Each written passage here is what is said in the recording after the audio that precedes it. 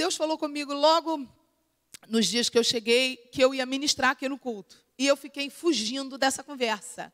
Pois é, eu fiquei fugindo dessa conversa. Eu fiquei assim, não, que coisa da minha cabeça. E aí ele começou a falar comigo, todo dia eu tirei um tempinho de oração, e ele falou comigo que queria que eu falasse algumas coisas, principalmente sobre essa área. Eu sou muito usada para falar de relacionamento. E eu sempre falo para solteiros, vocês já repararam isso. Mas nos últimos tempos tem acontecido uma coisa muito louca com o meu ministério. Eu não sei porquê, que Deus ele é muito engraçado, né? Ele tem me usado para pregar para mulheres casadas. Eu tenho sido solicitada em igrejas que eu vou fazer missões, né, em vários lugares que eu fui, principalmente fora do Brasil, pelas pastoras locais, assim, você poderia fazer uma reunião fechada na minha casa para 30 mulheres casadas? E eu, ok. Afinal de contas, todos os ensinamentos que nós temos mais fortes para casados veio de um homem que não era casado, chamado Paulo. Ele que deu as principais orientações para casais, né? Afinal de contas, o próprio Senhor Jesus não era casado. Amém? Então, a gente não pode achar que porque a pessoa não é casada, Deus não usará essa pessoa para dar orientação e sabedoria. Amém? Então, eu realmente tinha até um preconceito comigo mesma. Eu falava, gente, quem sou eu? E o Espírito Santo foi me mostrando que eu tinha que deixar ele me usar. Até porque, quando você não vive, você valoriza mais do que quem está vivendo, sabe? É tipo assim, você passa sede, você vê alguém bebendo água, você fala, menino, mas água é uma coisa muito boa. Valoriza essa água aí. Mesma coisa, você que tem marido, você que tem mulher, você tem que saber que é muito maravilhoso você dormir todo dia encostando o pezinho. Porque quem não dorme encostando o pezinho há anos, você sente uma falta disso que você nem imagina. É uma luta. Mas Deus, ele é maravilhoso, ele tem dado graça a todos nós, amém? Cada um no seu tempo, amém? Há tempo de abraçar, como diz Eclesiastes 3, é tempo de apartar, né? Os casados estão no tempo de abraçar, aleluia. E os solteiros, né, que ainda não são casados, estão no tempo de apartar. Mas não é fácil. A gente, às vezes, fica meio desesperado. Deus vai fazendo a obra na nossa vida. E a gente sabe que Ele tem nos dado sustentação. Para mim, as coisas têm sido mais fáceis com o passar do tempo. Especialmente porque eu entrei na tal da pré-menopausa. E minha mãe me levou no maravilhoso geriatra dela. Minha mãe é uma gatinha, vocês perceberam? Ninguém diz que ela tem 45 anos, né, minha mãe? E a minha mãe... Parece que tem 45 anos mesmo. E a minha mãe... Eu tenho 46, só para vocês entenderem. Minha mãe é super jovem, ela me levou no geriatra, porque agora eu vou ficar linda que nem ela. Porque ainda por cima eu estou fazendo um tratamento, estou tomando cortisona, eu estou a Peppa Pig, né? Mas eu me acho linda mesmo assim, graças a Deus, uma autoestima muito básica, né, que eu tenho. Gente, quem é visitante, não se assuste, o pessoal da minha igreja, a gente está rindo aqui entre nós, tá? É uma intimidade. Então, veja bem, eu quero compartilhar com vocês uma área hoje que tem toda a revelação que eu tive sobre Davi e Saul tem a ver com um assunto super polêmico e ao mesmo tempo super atual. Nunca se falou tanto desse assunto na Terra sobre a área de relacionamentos, que é qual assunto? Relacionamentos abusivos.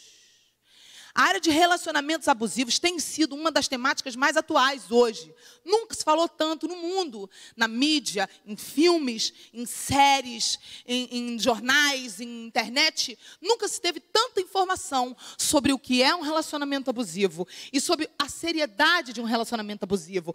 E, às vezes, você pode ter entrado, ou pode até estar em um relacionamento abusivo. Só que não existe só relacionamento abusivo, preste atenção, a nível de homem e mulher, a nível de casal, a nível de romance, não. Existe relacionamento abusivo a nível de liderança. Existe um relacionamento abusivo a nível de amizades. E você precisa saber disso, por quê? Porque existe uma brecha na nossa alma, não é no espírito, não, é na alma da gente. Nós somos espírito, possuímos uma alma e moramos em um corpo. Então, o espírito é uma parte que a gente não controla, que pertence a Deus, tá? A alma é a mente. Então, na sua alma, que é a sua mente, moram suas emoções, suas vontades, seus pensamentos, o teu querer, tua decisão, a sua memória, isso tudo fica na sua alma. A alma é a sede das nossas emoções. A alma, ela não é criada por Deus para governo. Quem tem que governar é o nosso espírito cheio do Espírito de Deus. Amém? Mas a alma precisa ser curada. A alma não pode ser doente, porque uma alma doente, como diz o pastor Cote, a gente representa como se fosse ali, para você entender o que é a alma, como se fosse um cavalo lá no pasto com uma ferida no lombo. A alma, se ela tem mágoas, feridas, os demônios representam as moscas que posam na ferida. Eu não posso expulsar os demônios da ferida. Sai, mosca. Se eu não curar e colocar um remédio e fechar, 7 vezes mais moscas vão voltar. Porque a ferida fica aberta, cheirando mal e chamando os demônios. Os demônios gostam de ferida na nossa alma. Nós precisamos ser curados das feridas, amém? Agora, esse processo é fácil? Uma pergunta. Posso beber essa água? Esse processo é fácil de ser curado na alma? É um processo extremamente difícil e doloroso. Por quê? Porque mexe em lugares que são tão escuros, quartinhos escuros dentro da gente, que dói entrar. Muitas vezes na minha caminhada de curas nos pés de Jesus, eu tive que orar assim: Senhor, me pega no colo, porque eu não consigo entrar sozinha nesse lugar. Nesse quarto escuro da minha alma, eu não entro se você não me pegar no colo. E muitas vezes eu me encontrei em oração dentro do meu quarto, encolhida em posição fetal, chorando no chão por 4 horas com um rolo de papel higiênico, porque o lenço não dava conta da minha meleca. Foram muitas vezes, não foi uma vez.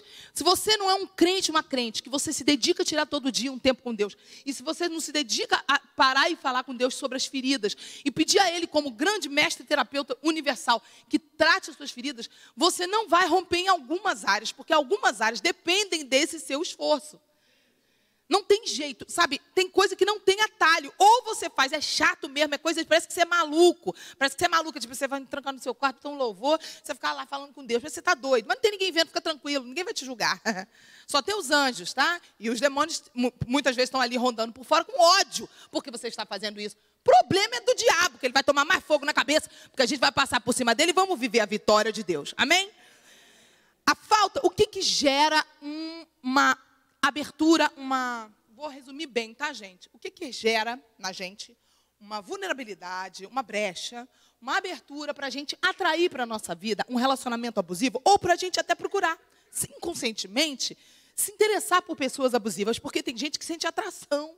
É inconsciente, a pessoa não tem essa malícia, a pessoa não faz isso com intenção. Às vezes está lá no inconsciente da pessoa. Qual é a brecha principal? Quem quer saber? Tudo isso eu tenho orado, buscado. Desde que Deus me deu essa revelação sobre Saul e Davi, eu tenho buscado. E o Senhor tem aberto meu entendimento. Olha que tremendo que o Senhor me ensinou. A falta de paternidade divina abre a brecha para cegueira e obstinação por relacionamentos abusivos. Se você quiser anotar. A falta de paternidade divina não é a paternidade da terra, escute. Essa é uma palavra para quem crê no Senhor Jesus. Para quem já entregou sua vida para Jesus. Se você nunca entregou sua vida para Jesus e está aqui hoje nos visitando, escute. Eu sei que Deus vai falar com você através dessa palavra. Tenho certeza que Ele te trouxe aqui para te encher e te dar uma bênção muito grande, te dar uma mudança de vida. Mas quem já anda com Deus vai entender o que eu estou falando agora. Você já é um cristão, já é uma cristã. Você já sabe que o teu pai é Deus. Não, mas eu tive um bom pai, Sara. Não, mas eu tive uma boa mãe, Sara. Ai, que lindo, que bênção, aleluia. Mas, eu quero te dizer uma coisa. Acima de pai e mãe da nossa vida, tem que estar a paternidade divina. Por quê? Pergunte. Não, direito, vai. Porque pai e mãe é normal. Ser humano tem defeito, ser humano erra. Não existe ninguém que não erre. Então, se você colocar toda a sua expectativa em pai e mãe, você em algum momento vai se frustrar muito, porque eles não são Deus. Agora, Deus não erra, não abandona, não tem defeito. Deus nunca está ocupado, Deus nunca está demais ocupado para te atender. Deus está sempre disponível, por quê? Não porque Ele é nosso empregado, porque Ele não é. Ele é o nosso Senhor, o nosso dono. Nós somos os empregados dEle. E filhos, né? Não somos só empregados, somos filhos amados dEle. Mas Deus faz isso porque Ele é soberano, poderoso, perfeito. Então, não existe como competir com isso. O nosso Pai eterno, Ele é perfeito. E Ele é o único que tem a chave exata do vazio interior da nossa alma. A mão dele se encaixa aqui no nosso vazio, como se fosse uma chave perfeita. Pode a gente tentar preencher com drogas, pode tentar preencher com remédio, pode tentar preencher com prazeres, bebidas, comidas, com bebedisco, glodisco, né? Como é que se fala? Comilanças, glutonarias, podemos tentar preencher com um namoro, relacionamento, sexo e etc. Não preenche o vazio. A gente sempre vai ter um vazio se a gente não coloca Deus nesse lugar, porque é um lugar feito para Ele, a forma da mão dele. Vocês estão entendendo? Então, a paternidade de Deus é uma coisa muito séria. Nós temos que buscar incessantemente essa paternidade. A falta dessa paternidade, ela abre uma brecha na gente. E olha, essa paternidade é assim. Eu já tive várias vezes experiência com essa paternidade. Só que aí no meio do caminho, a gente é seduzido pelo dia a dia. Porque nós temos aquelas 5 portas de entrada. Quais são as 5 portas de entrada? 5 sentidos: visão, audição, tato, olfato e paladar. Essas 5 portas de entrada são as 5 portas pelas quais você e eu nós temos os estímulos da vida. Então a gente recebe vontades através desses estímulos. Então às vezes você sai de um super encontro com Deus, um super retiro ou um super tempo de oração, super forte, firme, e você tem certeza que você nunca mais vai se desviar daquele propósito. Olha, a gente queria que fosse assim, mas a gente é ser humano e os bombardeios são diários. Por isso a busca também tem que ser diária. Porque se você não fortalecer sua área espiritual, o mundo está se fortalecendo no pecado, no erro e no engano diariamente para cada vez vir com argumentação nova e dizer para a gente: isso é tudo besteira, para com isso. Vai curtir a sua vida e simplesmente esqueça esse negócio de Deus, esqueça essa coisa de cruz, esqueça essa coisa de Jesus, esqueça perdão, se vingue. É assim. O diabo está se aperfeiçoando nos planos dele de sedução. Entendeu? São muitos Game of Thrones e muitas outras coisas aí que estão ganhando ranking mundial de Ibope no mundo, em todos os sentidos, tá?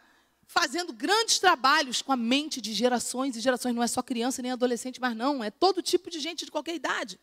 Então, na verdade, é muito difícil para nós, e isso tem que ser falado com a verdade, se a gente não vigiar em conservar relacionamento, paternidade com Deus. Se a gente não buscar conservar essa paternidade, a gente perde ela no meio do caminho.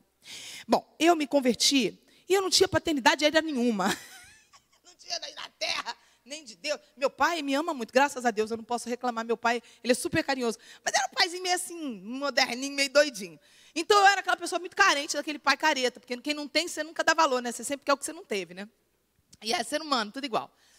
E aí eu era muito carente, assim, daquela figura de pai certinho. Não tinha um pai certinho. Graças a Deus, hoje eu sou muito satisfeito com o pai que eu tenho, amém? Da terra. Mas eu tinha um vazio de pai. Tinha o vazio da paternidade divina, como todo mundo tem. Como diz a Ana Paula Valadão, que é maravilhosa, né? Eu sou apaixonada com a Ana Paula, ela diz assim: nem o melhor dos pais poderia suprir o vazio do meu coração. Que ela teve um pai top, que é o pastor Márcio, não é verdade? Então, eu me lembro que eu me converti, eu joguei toda a minha expectativa de paternidade nos meus pastores. É, pastor, não é fácil não. E eu já vi muita igreja, não sei se vocês conhecem, que eles têm hábito das ovelhas chamarem os pastores de daddy. Você está rindo porque você conhece, né? Daddy. Daddy quer dizer papai em inglês. Está cheio de igreja assim, que acha que é carinho, que é amor e que é aliança. É doença. Está alimentando doença. Por quê? Porque está afastando as pessoas da paternidade divina e colocando uma defraudação emocional no coração da pessoa, porque pastor não é daddy de ninguém das ovelhas, é daddy dos filhos dele, pô. Fica essa defraudação, essa ilusão. Ele é meu pai. Já vi muita igreja assim, que as ovelhas chamam o pastor de pastor. Eu já fui assim, confesso meu pecado aqui no altar. Que a palavra diz que aquele que confessa alcança misericórdia. Então, eu estou confessando logo para ficar logo limpa a minha barra no mundo espiritual. Então, escute. Eu sei o que eu estou falando por vivência. Não estou falando de uma coisa que eu não vivi. Eu fui uma pessoa que coloquei a minha expectativa de paternidade divina num pastor. Que era uma bênção por muito tempo. Um belo dia, ele tomou um outro caminho e ficou doidinho. E aí, o que aconteceu? Eu surtei. Quer dizer, não surtei porque eu estou aqui, mas eu quase surtei. Queria surtar. Não foi fácil, eu passei um período de depressão. Não foi uma depressão daquelas de remédio, não, mas eu passei um período depressivo. É isso que eu quero dizer. Muito mal. Só que nesse momento, foi quando Deus me revelou isso aqui. E doeu muito. Eu não sei se vai doer em você a depilação a cera quente. Me perdoa que eu não vou fazer. Não vou passar analgésico, porque o tempo é muito curto. E eu preciso depilar rápido. Perdão. Lá em 1 Samuel 15, se você puder, aqui vocês passam o texto aqui. Se puder ir jogando os textos, porque eu não vou ter tempo nem, se puder ir jogando, Rec, querido. não vou ter tempo nem de ler. Mas lá em 1 Samuel 15, no capítulo 15, Deus se arrepende de ter escolhido Saul, rejeita Saul, manda Samuel dizer a ele, por causa da desobediência dele. E essa foi a última vez que o profeta Samuel viu Saul pessoalmente. Nunca mais eles se viram. Tudo isso está lá. Eu não tenho tempo para ler agora. Você vai ter que estudar em casa ou depois acompanhar quando eu colocar no meu canal do YouTube. Eu vou botar esse estudo completo. Combinado? No final do capítulo 15, o texto reafirma mais uma vez que Deus rejeitou Saul. São 3 vezes Deus fala claramente: eu rejeitei Saul. E aí, no capítulo 16, Deus pergunta para Samuel assim: ô Samuel, por que você tem pena de Saul, já que eu já o rejeitei? Quer dizer, Deus de novo confronta a alma do profeta Samuel, dizendo: para de ter pena desse cara, eu não tenho pena dele. Olha só, Deus, ele é soberano, não discuta com Deus. Você tem alguma dúvida? Pergunte, porque ele é teu pai e ele quer te responder. Mas não discuta no sentido como Caim discutiu. Caim discutiu da forma errada. Há uma maneira que eu posso chegar a Deus e questionar? Senhor, me explica. Senhor, em nome de Jesus, eu sou seu filho, eu sou sua filha. Eu não estou entendendo. Deus, ele quer que você se achegue com uma intimidade de filho e de filha. Amém? Mas o que Deus fica chateado é o que Caim fez. Caim discordou de Deus, cruzou o braço e disse: não concordo. Isso é espírito de rebelião. Eu não concordo. Isso é Caim. E Caim é uma linhagem amaldiçoada, desgracenta. Por quê? Porque foi a primeira linhagem que se tornou semelhança de Satanás. Ele ficou à imagem e semelhança do diabo. O diabo usou Caim como a grande vingança contra Deus, porque até ali, até Caim matar o seu irmão, Deus ainda se encontrava com a humanidade. Deus ainda vinha na viração do dia, ainda que não vinha para Adão e Eva mais, mas vinha para os filhos, porque Deus ainda estava tendo comunhão com a gente. Quando Caim mata Abel, e o primeiro assassino é feito, a imagem e semelhança do diabo, que é assassino. Ele, então, o primeiro rebelde, que é a imagem e semelhança do diabo também. Ele, então, o primeiro mentiroso, porque ele mente quando Deus pergunta para ele. Aonde está teu irmão? Ele fala: olha lá, sou babado, meu irmão. Ele zomba de Deus. Do espírito de rebelião, que é o caráter do diabo ali. A rebelião e a mentira. Então, é muito sério isso. Nós não podemos nunca entrar por esse caminho, amém? O caminho de eu não concordo, não faça isso. Você precisa pegar a palavra, orar e falar: Senhor, eu não entendi, me explique. E Ele vai te explicar, amém? Mas nunca entre no caminho de Caim na sua vida. Nunca entre no caminho de eu não concordo, eu discordo de você. Porque você está dizendo que você sabe mais que Deus quando você fala isso. Você está dizendo que você sabe mais do que Ele, que Ele está errado e você está certo. Olha que bizarro isso. Não pode, entendeu? Então, o que aconteceu? Saul, ele estava nessa crise. Por quê? Porque ele estava com... O Samuel, profeta, estava na crise porque ele estava com pena de Saul. Samuel, no capítulo 16, Deus fala que ele ainda está com o coração assim, balançado. Mas Deus manda ele parar com isso e manda ele ir na casa de um homem chamado Jessé. Ungiu um filho de Jessé, que era o filho mais novo e excluído dele, no lugar desse Saul, que já era rei, e na frente dos irmãos de Davi. E o Espírito de Deus vem ali e confirma e escolhe Davi. Bom, depois de eu pregar essa palavra lá no Conselho de Pastores, eu não sabia do que eu vou te contar agora. Na hora que eu desci, um pastor veio e falou para mim assim: você já ouviu a pregação do pastor Yosef Akiva? Eu falei: não. Eu nem conhecia o pastor Yosef Akiva. Ele é um judeu, messiânico. E esse homem falou: escute, porque essa pregação do pastor Yosef Akiva vai completar a sua ministração. Bom, eu cheguei em casa, a primeira coisa que eu fiz, eu estava muito nervoso ainda, porque eu tinha pregado aquela palavra tremendo, preguei tremendo. Eu então peguei, coloquei Yosef Akiva, Davi. Eu quase infartei. Por quê? O homem dá uma aula teológica dentro do original da Bíblia, lá do hebraico, aramaico, etc., hebraico, todos que existem, e ele começa a mostrar historicamente que Davi era filho bastardo de Jessé. Todas as evidências implicam que Davi, porque ele tinha totalmente diferente a aparência dos irmãos, ele era baixinho, os irmãos eram enormes, ele era ruivo, os irmãos não eram. Ele ficava de trás das malhadas, que era o lugar dos filhos bastardos, ele era fruto de um adultério de Jessé. Todo o comportamento de Davi era de um filho que não era legítimo. E o tratamento de rejeição, que ele não podia sentar à mesa com os irmãos, era o tratamento de um filho ilegítimo. Só que aí é muito forte o babado. Por quê? Porque aí você vai entender o seguinte: Davi, no pano de fundo aqui que eu quero te dar, teve uma experiência com Deus tão profunda, Davi era um escolhido de Deus, desde muito antes disso tudo acontecer. Davi tinha um relacionamento com o Pai eterno. E Davi tinha encontrado a paternidade divina. E nessa paternidade, ele tinha entendido que ele tudo podia fazer naquele que o fortalecia. Ele tinha entendido que não havia nada que ele não pudesse fazer. Mesmo sendo baixinho, rejeitado, ele não sentia dor da rejeição. Por que ele estava imunizado e blindado contra a rejeição? Porque, como diz em Efésios 6, qual é a única coisa que apaga os dardos inflamados do maligno? Todo mundo já me ouviu pregar aqui, quem já me ouviu pregar aqui, a gente na outro salão, sobre comunicação, vocês lembram? Lembra daquela ministração sobre fé, de comunicação? Que eu falei sobre isso. Eu falei, olha, o escudo da fé, ele é um escudo que apaga as setas do diabo. O que são as setas? Pensamentos assoprados na primeira pessoa do verbo. Então, o diabo, ele quer te setar, ele fala um pensamento na primeira pessoa do verbo para você. Ele não fala assim, fulano te detesta. Ele fala no verbo na primeira pessoa, ele fala, fulano me detesta. Que assim você pensa que é você. Só que é o diabo falando. 3 vozes têm acesso à nossa mente, à nossa alma. O nosso pensamento, a nossa própria alma, a voz de Deus e a voz do diabo, na seta inflamada, como está em Efésios 6. Então, o que a Bíblia fala? Ela fala que já tem uma arma na armadura para apagar as setas. Toda seta que vem na sua cabeça vem para tentar roubar algo maravilhoso de Deus, porque o diabo nos odeia, porque a gente é filhinho de Deus, Deus nos ama e o diabo nos odeia. O que a gente vai fazer? Nada, vamos passar por cima da cabeça dele. Mas ele sempre vai lançar dardos.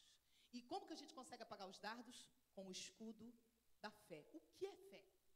A fé é a certeza das coisas que Deus fala, né, que a gente não vê. Vai, vamos resumir. A palavra diz que o verdadeiro amor, a fé é o contrário do medo. E o medo é o contrário da fé. Quando você tem fé, você não tem medo de nada.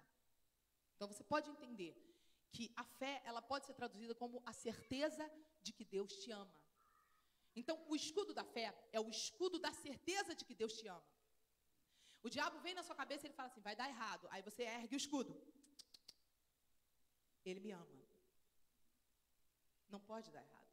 Eu estou debaixo da cobertura dele. Esse é um lugar de descanso. A fé é um lugar de descanso. O medo é um tormento, mas a fé é um descanso. É o que diz em Hebreus, capítulo 4, se não me engano. A fé é o descanso de Deus prometido para nós.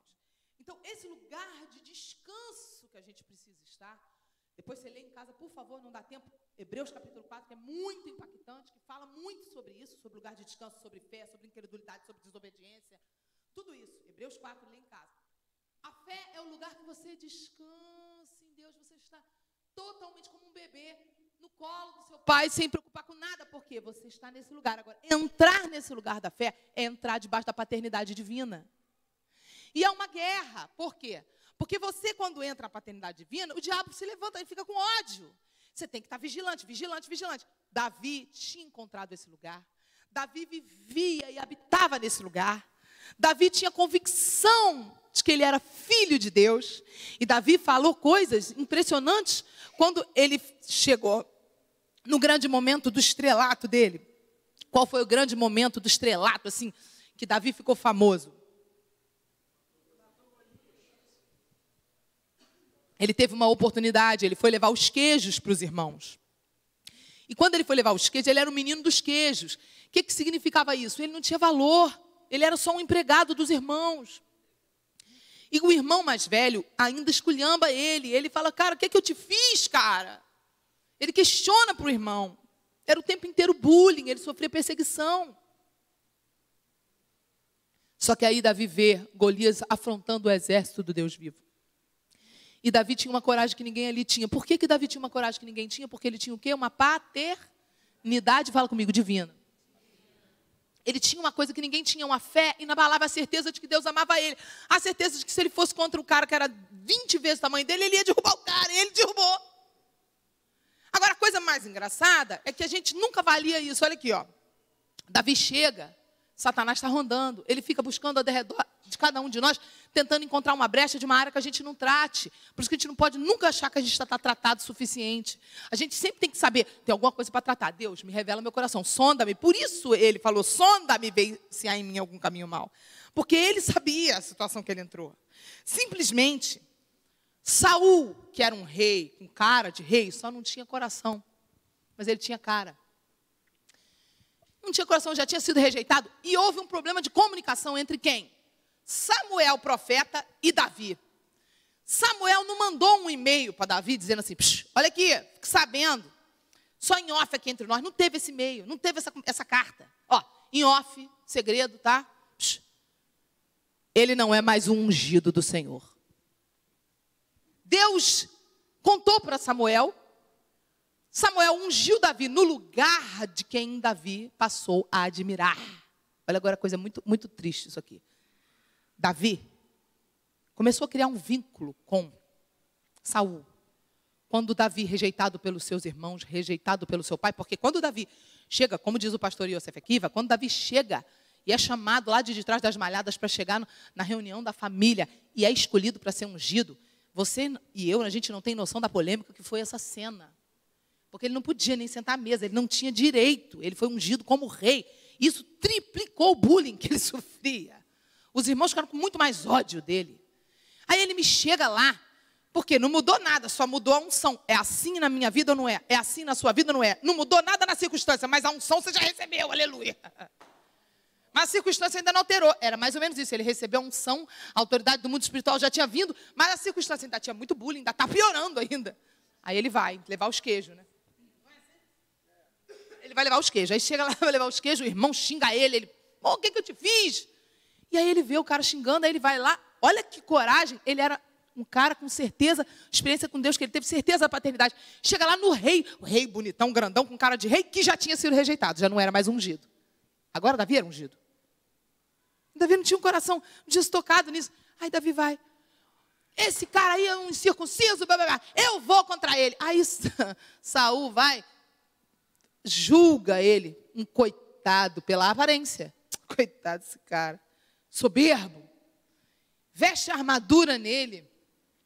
Em toda a história de Saul com Davi, enquanto Saul não morre, você vai encontrar todos os sinais de um relacionamento abusivo presentes na relação de Saul com Davi. Toda a relação de Saul com Davi tinha relacionamento abusivo. É muito assustador. Eu vou te falar rapidinho as cinco características de um relacionamento abusivo. É muito sério, o relacionamento abusivo tem muitas características. Eu vou falar assim, 5 sinais, tá? Está tudo na internet, se você pesquisar, tem vários sites falando, isso é uma coisa hoje muito falada. O primeiro sinal que você vai ver num relacionamento abusivo, gente, não é só de homem e mulher, sentimental, até amizades, etc. Tá? Quando a pessoa tem muitos ciúmes sem coerência, na área sentimental, por exemplo, está num relacionamento namoro ou casados, e a pessoa tem aquele ciúme que não tem sentido. Sabe o ciúme sem sentido? É tipo assim, o marido tem ciúme da mulher com a mãe. Tipo, ou a mãe, a mulher tem ciúme do marido com a filha. Um ciúme que não tem sentido, vocês estão entendendo? A pessoa, às vezes, tem na amizade, quando é na amizade, uma inveja sem coerência. Uma inveja sem nexo, sabe? Tipo assim, a amiga come tudo e não engorda, mas tem inveja da outra que é gorda. Tem isso, existe isso. Eu tive uma amiga assim, ela ia lá para casa, e ela era seca, linda, magérrima, e ela falava para mim e para minha filha, ai, meu sonho era ter o corpo de vocês, a gente com a barriga e um celulite, e ela um corpo lindo. Eu falava, garota, não é possível, você tem algum problema. Entendeu? A pessoa entra, essa minha amiga entrava em muito relacionamento abusivo, por causa disso, olha só. Quando a pessoa tem aquele tipo de ciúme que não tem sentido, ciúme da família, ciúme dos amigos, ciúme do colega de trabalho, a pessoa tenta isolar você de qualquer um desses grupos. Não quer que você tenha amizade com ninguém, te cerca para você ser uma pessoa isolada, que vive isolado. Isso é um sinal de relacionamento abusivo, tá? Uma pessoa que pode também viver te acusando sem razão, fica te falando, você me trai, você não é minha amiga, você fala de mim por trás, ou numa relação a dois, você me trai, acusa de estar paquerando outras pessoas, flertando com outras pessoas. Quando é um ciúme ou inveja paranoica, a pessoa costuma perguntar onde você estava e com quem você estava de uma maneira sempre acusadora, o tempo todo, te policiando. Isso é uma das características, tá? Que é essa coisa do ciúme e da inveja excessiva, né? A pessoa acredita que você tá maquinando mal contra ele ou contra ela. A pessoa fica te acusando de você está fazendo uma coisa contra mim. Assim, a pessoa meio paranoica. Quando você não se comporta da forma como a pessoa quer que você se comporte, essa pessoa usa essa argumentação no intuito de controlar você e de te manipular, para que você permaneça sempre naquele lugar de abuso e não consiga enxergar o quão absurdo é esse comportamento. Afinal, gente, por que é absurdo? Como que alguém que realmente ama outra pessoa pode maquinar o mal contra essa pessoa? Não faz sentido nenhum. Só que quando uma pessoa é abusiva, a pessoa te manipula assim. Para que você fique sempre no lugar do abuso, a pessoa fica fazendo esse jogo com você. Um jogo de culpa e de acusação, um jogo de manipulação horrível, uma coisa muito doentia. Segundo sinal, quando é um relacionamento abusivo, uma constante chantagem emocional ou uma ameaça de abandono ou de término de amizade. Seja num casamento, namoro ou numa amizade. Uma pessoa abusiva, ela sempre demanda ser o centro das atenções. Por exemplo, é comum ouvir assim: mas você vai sair para ver sua mãe ou você vai sair para ver seu pai e vai me deixar aqui sozinho? E essa pessoa não fala isso sem intenção, inconscientemente que seja, essa pessoa fala isso no intuito de fazer a outra pessoa se sentir culpada. Porque há uma enfermidade na alma da pessoa, entendeu? A pessoa que tem esse problema tem que tratar. Quando a pessoa a vítima para de cair no jogo da culpa, a vítima fala: vou ver meu pai sim, vou ver minha mãe sim, você não vai me prender. Aí, o abusador, pode ser homem ou mulher, muda a tática do jogo e começa a virar o jogo para o medo, através do discurso ameaçador de rejeição e de abandono. Também vou te deixar. Se você for, você vai ver que eu vou sumir. Quando você voltar, não estou mais aqui, minhas coisas eu vou levar. E a pessoa começa a ministrar abandono. Isso é totalmente incompatível com a definição de amor estabelecida por Deus para nós, que nos diz que o verdadeiro amor, em 1 João 4,18, tá? Se você depois quiser ler, está escrito: o verdadeiro amor, 1 João 4,18, lança fora o medo. Então, quem ama não fica ministrando medo na outra pessoa. Quem ama, ministra o que é segurança, tranquilidade, confiança, paz. Amém? Sabe, gente, é muito sério.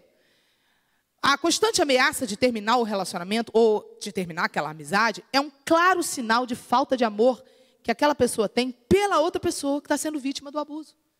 É um claro sinal que a pessoa não ama. Só que quando você está cega dentro de um relacionamento abusivo, você não consegue enxergar que a pessoa não te ama. E você fica numa doença emocional, sendo um codependente da doença do outro. Isso é muito sério. Terceiro sinal, um comportamento de superioridade. Você vai encontrar todos esses sinais no comportamento de Saul com Davi. Todos, olha. O primeiro, qual era? O primeiro, inveja, ele teve inveja. O segundo, qual era? Chantagem, ameaça de abandono ou de término de amizade. Ele terminou a amizade com Davi, né? Terceiro, comportamento de superioridade. Você sabe quando Saul fez essa coisa do término de amizade? Quando ele pediu 100 prepúcios dos filisteus. Era impossível. Impossível. Eu não sei se você sabe o que é 100 prepúcios. Prepúcio é uma coisa muito constrangedora de falar. É a pele na ponta do órgão genital do homem que não era circuncidado. Por quê? Só os judeus eram circuncidados. Não sei se você está entendendo qual foi o pedido de Saul para Davi. Era uma coisa impossível. Mate 100 filisteus, que eram gigantes. Davi era pequenininho. E traga a pele da ponta do órgão genital de cada um. Não era só uma coisa difícil, era uma coisa nojenta. Entendeu? Você imagina, mãe, sem sabonete, sem água encanada. Você imagina o cheiro, sem gilete. Imagina para abrir a Mata Atlântica daquilo ali. Cada um dos... Não era, gente, não é 10 prepúcio, era 100. Montua 100, arranca aí, puxa de cada um e corta. Olha o nojo que deve ter sido isso. É maldade. Isso foi uma maldade com Davi. Isso não tem lógica. Isso é para poder o quê? Ó, corta aqui, corta aqui, corta aqui. É isso. Aí Davi vai lá, ele estava num relacionamento abusivo. Repare que quem está em relacionamento abusivo, se você já conheceu alguém, ou se você já esteve, eu já estive em relacionamento abusivo, a pessoa faz coisas que você não acredita, bizarra. A pessoa faz coisas bizarras para poder agradar o outro. E nunca agrada. Quem está me entendendo? Então, o terceiro sinal de um relacionamento abusivo é o comportamento de superioridade, é um sentimento de superioridade, uma crença de superioridade. Muitas vezes, por trás dessa aparência, desse comportamento superior, está, na verdade, a base disso é um sentimento inconsciente de inferioridade e uma baixa autoestima. Tá? Uma baixa autoestima. A pessoa não tem uma autoestima boa, ela tem uma autoestima ruim. Então, a pessoa quer se sentir valendo se pisando no outro. É doença, tem que precisar de ajuda, precisa de tratamento. Não é uma coisa que resolve o coração, gente. É coisa na alma, é mente, é psicológico, é terapia, é psiquiatra, entendeu? Precisa de ajuda, porque nós temos médico para tudo.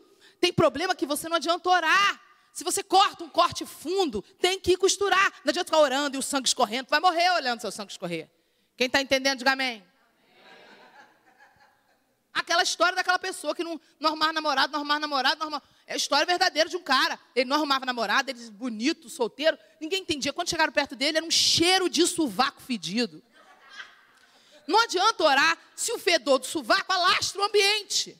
Tem que lavar o sovaco, tem que passar um bom desodorante, tem que manter as roupas lavadas com álcool. Não adianta, roupa com CC, tem que lavar com sabão e álcool na máquina. Tia Sara também é cultura e organização. Então, preste atenção que o negócio é mais profundo.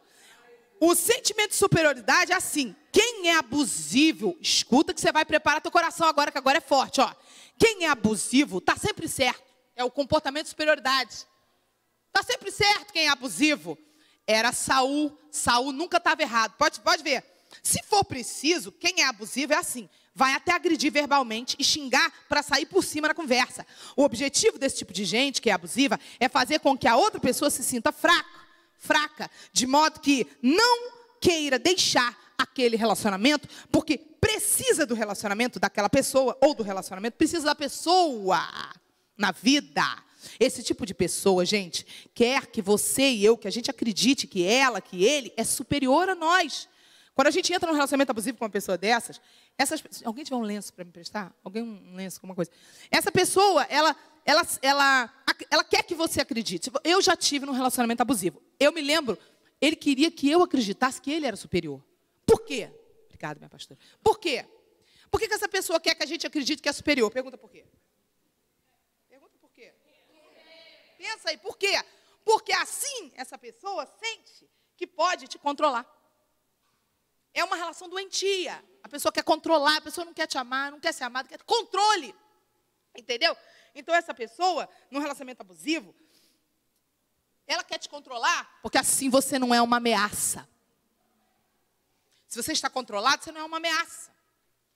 Isso não é amor, isso é doença. Está todo mundo enxergando ou não? Ok? Porém, se você se sai melhor do que essa pessoa em alguma situação, ou você recebe um destaque em alguma situação, a pessoa agora passa a fazer um jogo que é te derrubar com palavras, te derrubar com atitudes, de rejeição, agressão verbal, que abalem sua autoestima, às vezes até agressão física. Fortes sinais de sabotagem da sua felicidade ou da sua autoestima. Uma pessoa que te joga para baixo. Indicam também sinais de uma competição doentia. É muito sério. Obrigada, minha linda. Veja bem, o quarto sinal. Promessas. Essa é uma pessoa que, quando perde o controle, ou vê que a outra pessoa adquiriu autoconfiança ou independência emocional, ou se a outra pessoa se posiciona de modo a rejeitar aquele comportamento abusivo errado, a pessoa abusiva começa a fazer promessas. O abusador vai pedir desculpa e prometer sempre mudar. Sempre que ele perceber que ele passou dos limites, ele fala, aí começa o ciclo do abuso. Você já viu o quadro do ciclo de abuso? Perdão, aí passa um período muito gostoso, aí de novo, começa tudo a piorar de novo, blá, blá, blá, blá, até explodir, a briga, aí depois de novo, arrependimento, choro, falso arrependimento, né? Só remorso. E nunca muda, é uma doença. O abusador faz isso, ele oferece para outra pessoa uma vida nova, uma vida melhor, sempre estará nos planos dessa pessoa, e na ponta da língua dessa pessoa, dizer, olha, vou mudar, entendeu? Quinto e último sinal que eu queria falar aqui, a punição silenciosa ou a punição declarada, em forma de agressões verbais ou até de agressão física. Uma pessoa abusiva emocionalmente pode jogar um jogo silencioso como punição, quando não consegue as coisas do jeito dela ou dele. Ou num relacionamento íntimo, pessoal, né, de romance, pode até privar o outro ou de carinho, ou de sexo, de intimidade emocional. Ou, às vezes, privar de dinheiro, privar de suprimento. Outra coisa que é muito comum você ver em relacionamento abusivo? Alienação parental. O que é alienação parental? Vou explicar para quem não sabe. É quando o casal se separa ou briga, ou o pai começa a falar mal do filho, da mulher para o filho, ou a mãe começa a falar mal do pai para a filha, isso chama-se alienação parental. Isso é contra a lei, tá? Isso é muito sério, isso dá um processo brabo. Por quê? Porque você não pode destruir a imagem daquela pessoa. Você pode proteger, mas não destruir, não falar é um filho da mãe, uma filha da mãe. Não pode, isso é alienação parental. Mas você vai ver que isso é comum em situações de abuso, porque a outra pessoa, quando vê que já não controla mais o cônjuge ou o ex-cônjuge, começa a querer controlar através da criança. Começa a existir uma relação doentia com a criança, usando a criança para poder controlar, para poder manipular. Então, estão entendendo ou não? Então, todas essas características você encontra na história de Saul com Davi. Todas. É só você prestar atenção, ler em casa, 1 Samuel, a partir do capítulo 15. A relação de Davi com Saul foi um grande exemplo de relacionamento familiar abusivo na Bíblia. Mas nós temos vários outros exemplos. Por exemplo, uma das situações mais interessantes é que Davi reconheceu quando Abigail estava em um relacionamento abusivo. Você lembra? Abigail não era uma menina nova, não era tão bonita assim, mas Davi quis casar com Abigail porque ele se projetou em Abigail. Ele teve uma compaixão porque ele sabia que ela estava em um relacionamento abusivo. Davi, ele tinha uma brecha. E a brecha era o vazio da paternidade terrena que ele abriu no momento em que ele conheceu Saul. Preste atenção no que aconteceu. Quando Saul então fala, tá bom, vai lá, eu deixo você ir. Saul estava assim na cabeça dele. Vai morrer no primeiro sopro do gigante. Estava com pena do cara morrer, mas o cara estava insistindo, o cara todo corajoso. Saul falou, velho, nós estamos aqui há um mês. Esse cara só zombando da gente, destruindo a gente. Deixa lá o menino ir, pô. Vai, pelo menos distrai, né? O menino vai, e o menino derruba os gigantes. O Saul não acreditou, porque o Saul subestimou o cara. Mas Davi, até ali, ele tinha uma experiência linda e forte com Deus. Só que aconteceu uma coisa terrível no coração de Davi. Saul começou a entrar no lugar da paternidade. E Davi começou a eleger Saul como a figura de paternidade da vida dele. Mas foi muito sutil que nem Davi percebeu. Porque quando você entra num relacionamento assim, você fica completamente cego, completamente cega, como Davi foi ficando. Ele foi ficando tão cego, tão cego, tão cego, tão cego, que todos os absurdos que Saul fazia com ele, ele não enxergava, ele arrumava uma desculpa. O cúmulo dos absurdos que ele fez, foram muitos absurdos. O cúmulo do absurdo foi quando o cara tentou matar ele mais de uma vez. O cara ficou endemoniado, ele expulsava o demônio do cara. Tudo o que o cara fazia era para acabar com a vida dele. Deus entrega Saul na mão dele 2 vezes. Os soldados dele viram para ele e falam, Deus te entregou o teu inimigo. E ele estava tão obcecado pela aceitação de Saul. Porque pela primeira vez ele tinha recebido um amor de pai terreno. Ele nunca tinha sido reconhecido por ninguém. Ele nunca tinha tido oportunidade de provar o valor dele publicamente. E Saul foi a pessoa que deu a ele o espaço de se tornar o cara mais famoso da cidade, do país dele, talvez da terra naquela época. E ele então projetou nele aquela coisa do, o meu coach, sabe? Ele é meu coach, ele é o meu... Não tenho nada contra coach, tá? Eu gosto muito de coach. Estou tentando te dizer, ele projetou, esse cara é o meu mentor. Ele projetou a coisa do pai. E aí nessa virou uma relação doentia. Por quê? Porque o diabo usou a ferida de Davi, traiu Davi, e Davi foi substituindo a voz de Deus pela voz de Saul. Substituindo o que preenchia ele pelo que ele queria que Saul preenchesse. Só que aí é que está o problema. Saul era abusivo, Saul não amava Davi. Saul nunca amou Davi. Saul apenas usou Davi, Saul nunca acreditou. E Davi ficou completamente cego, porque ele elegeu Saul no coração dele como o cara. E Davi começou a falar um discurso de fidelidade, um discurso de honra, um discurso de honestidade, que é muito lindo, muito correto, com a pessoa errada, que Deus não mandou. Principalmente quando ele disse assim, não, eu não posso, jamais tocaria no ungido do Senhor. Estaria certo, se Saul já não fosse mais um ungido do Senhor. Na verdade, a pessoa que Davi estava exaltando já não era mais a pessoa que Deus tinha escolhido. Na verdade, Davi já tinha sido escolhido para reinar. A obstinação de Davi foi tão maligna por causa da cegueira de Davi. Davi cometeu coisas muito terríveis. Ele ficou, se não me engano, posso estar errado aqui, porque eu não decoro muito bem. Se não me engano, foram 18 anos foragido. 18 anos ele atrasou o reinado dele. Por quê? Por obsessão, idolatria, loucura, obstinação, pelo amor e pela aprovação de um homem que ele elegeu como pai, que não o amava. Ele passou 18 anos. Nessa, ele permite que milhares de pessoas morram. Pessoas inocentes morreram porque ele não quis matar Saul. Porque ele entrou debaixo de um engano que até hoje é engano. É pregado em igrejas como princípio. Porque as pessoas não estão buscando compreender o texto no sentido completo. Pegam um texto e as pessoas pegam aquele texto e fazem dele um princípio. Nunca saiu da boca de Deus que Saul era um ungido a partir daquele momento. Pelo contrário, da boca de Deus saiu 3 vezes: eu rejeitei, eu rejeitei, eu rejeitei. Quando ele pega na borda do manto do profeta Samuel, que a borda da roupa de Samuel rasga, vocês lembram dessa parte?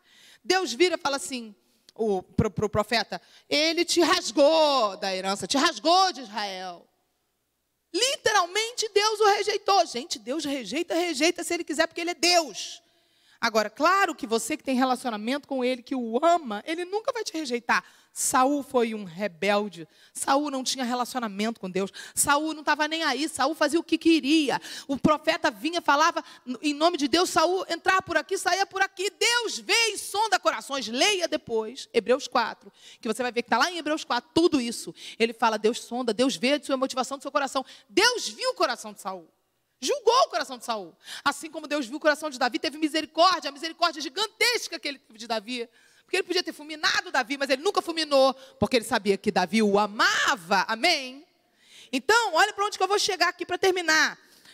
Tudo isso foi acontecendo. Capítulo 16, capítulo 17, vem Golias. Capítulo 17, Davi que se oferece, derruba Golias no 17 ainda. No capítulo 18, Jonatas e Davi começam a ficar amigos. As mulheres cantam a música que deixa Saul enciumado ainda no capítulo 18. Aí o Saul fica endemoniado no dia seguinte, no capítulo 18, Davi tira o capeta, aí ele pede o sem prepúcio filisteu. No capítulo 19, Jonatas pergunta se seu pai quer matar Davi. Saul fica endemoniado e tenta matar Davi de novo no capítulo 19. Capítulo 19, Mical ajuda Davi a fugir pela primeira vez e escapar de Saul. O negócio estava tão brabo, que todo mundo estava vendo, Jonatas estava vendo, Mical estava vendo, mas Davi estava cego. Ele queria tanto que ele, me ame, por favor. Saul, eu amo você, Saul. Você foi a única pessoa que me valorizou, Saul. Saul, nunca ninguém fez o que você fez por mim, cara. Você me reconheceu, você me deu uma chance. Saul não estava nem aí para ele. Quando você tem a brecha da falta da paternidade, o capeta põe uma pessoa errada no teu caminho. Você precisa preencher seu vazio com Jesus, porque senão isso vira um imã de coisa ruim na tua vida. Vocês estão me entendendo ou não? Eu não tenho muito tempo para terminar. Capítulo 20, Jonatas confirma que o pai quer matar Davi e ajuda Davi a fugir pela segunda vez. Os filhos do cara estavam vendo. Capítulo 21, Davi fugindo, vai para a cidade de Nobe e mente ao sacerdote Aimeleque para conseguir escapar e fugir de Saul. Foge para Aquis, rei de Gate, e finge de doido. Capítulo 22, Davi, presta atenção quantos princípios Davi começou a quebrar e quantas coisas erradas ele começou a fazer. Só porque ele estava obstinado por Saul. Ele estava numa obsessão por Saul tão grande que ele começa, na obsessão dele, fazer um monte de coisa errada.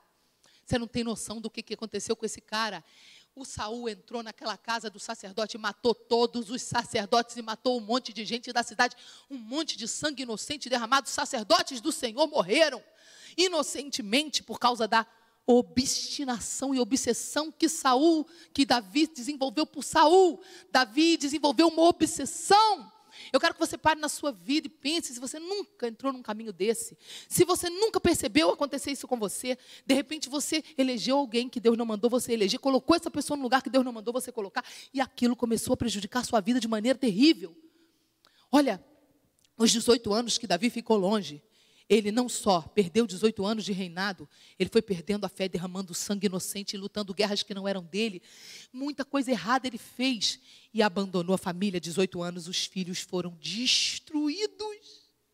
A casa de Davi foi destruída quando ele volta, finalmente, que Saul morre. Ele estava tão obsessivo ainda que ele mata o cara que vem dar a notícia. Porque ele tinha obsessão até o final, ele volta, ele está tão desorientado, que ele olha pela sacada, todo mundo na guerra, ele cansa de guerra, não quer ir para a guerra, fica totalmente na carne. e fica lá da sacada e vê a mulher tomando banho e arruma a Batseba. A gente pensa que Batseba foi assim, não foi assim. Tudo começou lá atrás. Tudo começou com um coração que perdeu a paternidade. Tudo começa com um coração que já não preenche mais com Deus. Ah, não. Ah, eu quero um namorado. Ah, eu quero um marido. Ah, eu quero uma mulher. Eu quero uma esposa. Eu quero uma namorada. Ah, eu quero dinheiro. Ah, eu quero um trabalho que me dê segurança. Ah, eu quero o que for. Não me interessa o que você quer. Se você não colocar Deus no lugar que Ele realmente precisa estar, isso vai ser usado contra a sua vida. Vocês estão me entendendo ou não? A carência de pai que Davi tinha era a sua fraqueza. Essa fraqueza levou Davi a entrar em um engano, é o meu, de 18, ou mais de 18, eu acho que era mais de 18 anos, tá? Mais de 18 anos, é o horário do meu remédio, gente, desculpa. E ele perdeu tempo, preciso orar para a gente terminar. E vidas, toda a casa dele foi destruída, o relacionamento abusivo pode fazer você ficar tão cego, por anos, como Davi ficou cego, perder tempo na sua vida, perder vidas e perder toda a sua casa. Eu vou repetir, um relacionamento abusivo na sua vida, que você não para, eu vou parar agora de aceitar isso, eu não vou aceitar isso mais. Isso pode fazer você ficar cego por anos, como Davi ficou, perder seu tempo, perder vidas que vêm para você e perder toda até a sua casa. Será que você tem colocado alguém num lugar que Deus não mandou você colocar na sua vida sem perceber? Será que, assim como Davi, você tem usado de manipulação de bons princípios, de atitudes certas, para distorcer a vontade de Deus, conforme a sua vontade emocional, para se encaixar e você botar aquela pessoa no lugar? Olha, tem um filme chamado Livro de Eli. Quem já viu esse filme? Eu te indico você assistir esse filme se você nunca assistiu. É um filme com Denzel Washington, ele é cristão. E é uma história muito fantástica. Eu vou dar um pouquinho de spoiler, tá? Então, a história do filme é... Ele é um cara que tem que guardar a última Bíblia que está em um cenário apocalíptico. A última Bíblia que existe, ele tem que levar até a biblioteca guardada por um forte, lá um lugar. E ele tem que atravessar a pé, e com as espadas na mão, e bandidos e saqueadores. E ele tem que fazer aquela jornada até chegar com a Bíblia, a última Bíblia que existe na face da terra. É muito lindo o filme, mas tem uma das cenas para mim que é a cena mais impactante de todo o filme, que ele está subindo, ele está andando em cima de um viaduto e ele luta muito, e de repente tem um casal andando, chega um grupo de saqueadores, e esse grupo de saqueadores já de longe dá um tiro no homem, pá, e já puxa a mulher pelos cabelos para estuprar. E ele lá em cima olha, e ele tem a condição de lutar e de matar os caras, mas é um risco, ele pode ser ferido, ele pode sabotar a missão dele. E na hora que ele olha, ele fica com pena. Ou seja, uma coisa boa, ter pena, se importar, querer ajudar. Tudo isso não está uma coisa de Deus? É muito bom. Só que quando você faz da forma errada, na hora errada, quando Deus não mandou, até a coisa certa vira um erro. É muito linda essa cena do filme, porque ele olha e ele escuta a voz de Deus no filme, que ele é guiado por Deus no filme. Ele olha para baixo e ele quer ajudar, e ele vai no impulso e a voz de Deus fala com ele, e ele fala assim, essa não é a sua missão, isso não é um problema seu. E é muito confrontante essa hora para você e para mim, porque a gente fala, mas ele podia ajudar.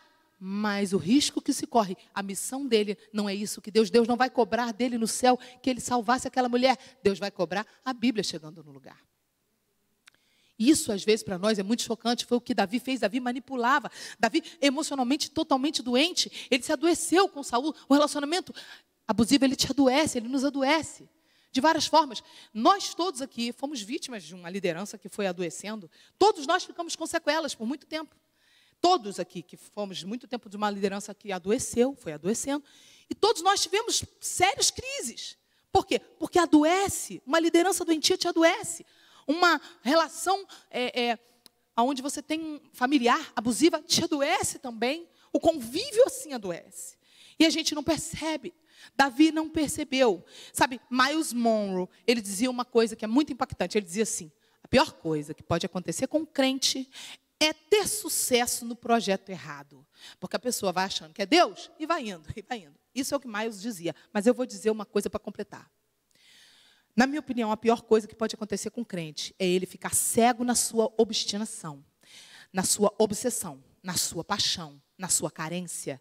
Porque na cegueira, ele não tem chances sequer de sair. Você não consegue sair daquilo que você não enxerga.